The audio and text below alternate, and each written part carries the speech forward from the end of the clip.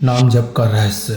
आइए संगत जी जानते हैं नाम जप का रहस्य। दिल्ली की ठंडी सुबह थी। कोहरा इतना घना कि सामने खड़ी बस भी आती दिखाई देती थी। मैं आरव अपनी जिंदगी की सबसे कठिन घड़ी से गुजर रहा था। नौकरी छूट गई थी, घर में कर्ज बढ़ता जा रहा था और माँ महीनों से बीमार पड़ी थी। डॉक्टरों ने भी उम्मीद कम ही दिखाई थी। घर में रोना धोना और चिंता का माहौल हर दिन भारी होता जा रहा था। ऐसे समय में मेरे एक पुराने दोस्त सामर्थ ने मुझे एक नाम बताया, छतरपुर वाले गुरुजी। वह बोला था, उनके बताए नाम जप से अद्भुत शक्ति है। मैंने खुद अनुभव किया है। तू एक बार मिल तो सही, शायद तेरी जिंदगी बदल जाए। मैंने उस समय व्यंग से हंसते हुए कहा था, क्या एक नाम जपने से सब ठीक हो जाएगा? उसने बस मुस्कुराकर कहा था, कभी कभी चमत्कार किसी बड़े कदम से नहीं, बस एक सच्ची पुकार से होते हैं। लेकिन उस दिन मैं हंसा नहीं।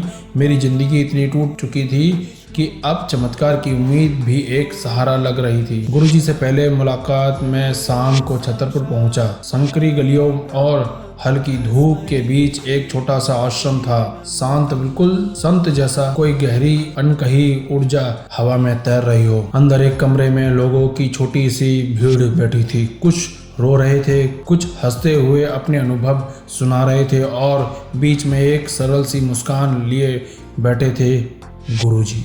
उनकी आंखों में अजीब सी चमक थी, जैसे वह तुम्हारे भीतर झांक सकें। मैं उनके सामने जाकर बैठा। उन्होंने बिना मेरी कहानी सुने ही कहा, तुम्हारे घर का दर्द मैं देख सकता हूँ बेटा, लेकिन एक रास्ता है, नाम जप। विश्वास और धैर्य के साथ बाकी सारा काम ऊपर वाला कर देगा। मैं हैरान था, उन्होंने कैसे जान लिया कि मेरे घर में परेशानी है? लेकिन उस पल मुझे जवाब नहीं चाहिए था, बस उम्मीद चाहिए थी। गुरुजी ने धीमे स्वर में कहा, इस नाम को हर सुबह और रात 10 मिनट जपोगे, बस इतना ही, बाकी सब अपने आप होना शुरू हो जाएगा। उन्होंने जो नाम दिया था वह बहुत सरल था, बेहद साधारण। मैंने मन ही मन सोचा, क्या ये सच में कुछ कर पाएगा? लेकिन मैंने उस पर सवाल नहीं किए। मेरी हालत सवाल के स्तर से नीचे गिर चुकी थी। नाम जप की शुरुआत। उस रात मैंने पहली बार जाप किया। कमरे में लाइट बजी हुई थी, बस माँ के ऑक्सीजन मशीन की बीप बीप सुनाई दे रही थी। मैं मन ही मन नाम दोहराता रहा, मुस्कुराता। शुरुआत में बस एक शब्द जैसा लगा, फिर जैसे वह शब्द सांस बन गया और सांस भाव बन गई। कुछ दिनों बाद ही मुझे एक हल्का सा बदलाव महसूस हुआ। नहीं, मेरी समस्याएं तुरंत खत्म नहीं हुई, लेकिन मेरे भीतर कुछ बदलाव आ रहा था। एक अजीब सी शांति, जैसे तूफान के बीच कोई हाथ मेरे कंधे पर थामे खड़ा हो। पहला चमत्कार।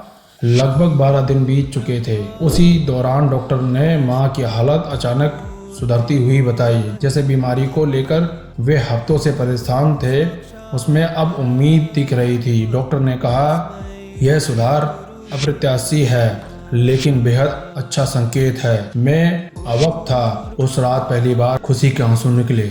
मैंने सोचा, क्या ये नाम जप की वजह से हुआ? दिल से आवाज आई, शायद। दूसरा चमत्कार। माँ को कुछ बेहतर देखकर मैंने हिम्मत जुटाई और फिर से नौकरी की तलाश शुरू की, पर कई सफलता नहीं मिली। एक हफ्ता बीत गया, दूसरा भी। फिर अचानक एक दिन मुझे एक जान नंबर से कॉल आया, अरब जी, आपने 2 महीने पहले हमारे यहाँ इंटरव्यू दिया था। उस समय पोस्ट नहीं खाली थी, अब पोस्ट खुली है और आपके रिज्यूम में हमें सबसे उपयुक्त लगता है। क्या आप कल ज्वाइन कर सकते हैं? मैं चौंक गया था। जो लोग मुझे महीना पहले भूल चुके थे, अचानक मेरी याद क्यों आई? घर जाकर मैंने फिर जाप किया। इस बार आंखों में आंसू थे, लेकिन डर नहीं, कृतज्ञता के। लेकिन सफर आसान नहीं था। जैसे जैसे चीजें सुधर रही थी, मेरे अंदर एक डर भी पनप रहा था। अगर ये सब सिर्फ संयोग है तो सब ठीक होते होते फिर बिखर गया तो?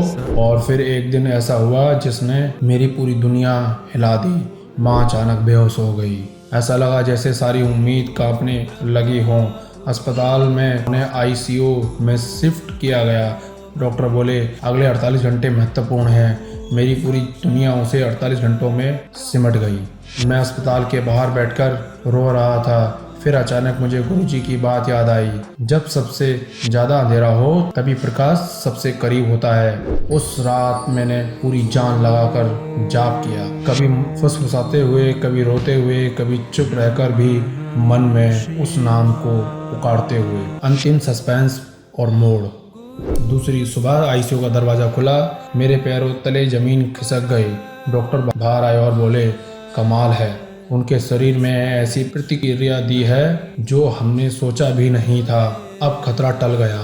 मैं ज़मीन पर बैठ गया, रोया, इतना रोया कि आंखें सूख गई। उस रात जब माँ होश में आई तो बोली, किसी ने मेरे सिर पर हाथ रखकर कहा कि सब ठीक हो जाएगा। कौन था वो आरब? मैं चुपचाप था, मैंने किसी को नहीं भेजा था। माँ की आंखों में आंसू थे, लेकिन वह डर के नहीं, शुक्राना की चमक थी।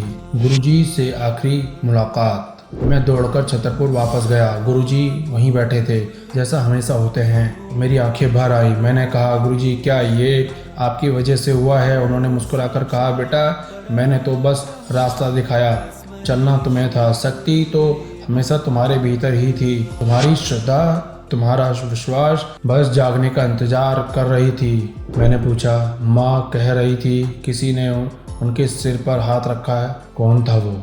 गुरुजी बस मुस्कुरा दिए। उनकी आंखों में वही चमक फिर दिखी, गहरी, रहस्यमयी। मैंने फिर पूछा, क्या वो आप थे? उन्होंने धीरे से मेरा कंधा थपथपाया। कभी कभी ऊंची शक्तियाँ खुद रास्ता बना देती हैं, नाम जब उनके दरवाजे खोल देता है। और उस दिन मैं समझ गया, चमत्कार कोई जादू नहीं होता, वह विश्वास और प्रेम का मिलन होता है, एक नई शुरुआत। बस मेरे घर की परेशानियां धीरे धीरे मिट रही हैं, नौकरी स्थिर है, माँ चल फिर रही है और घर में फिर से हंसी गूंज रही है। मैं हर सुबह और हर रात वही नाम जाप करता हूँ, क्योंकि अब मुझे पता है शब्द कभी कभी सिर्फ आवाज नहीं होते, वे नियत बदलने की शक्ति भी रखते हैं। और गुरुजी का नाम जप करने से ही सारे वो संकट दूर हो जाते हैं जिनसे आप जूझ रहे हैं। आप सभी को ये कहानी कैसी लगी कमेंट करके ज़रूर बताइएगा। गुरुजी की ऐसी सच्ची कहानियाँ आपके सामने और आती रहें, उसके लिए लाइक कमेंट सब्सक्राइब ज़रूर कीजिएगा। जय गुरुजी।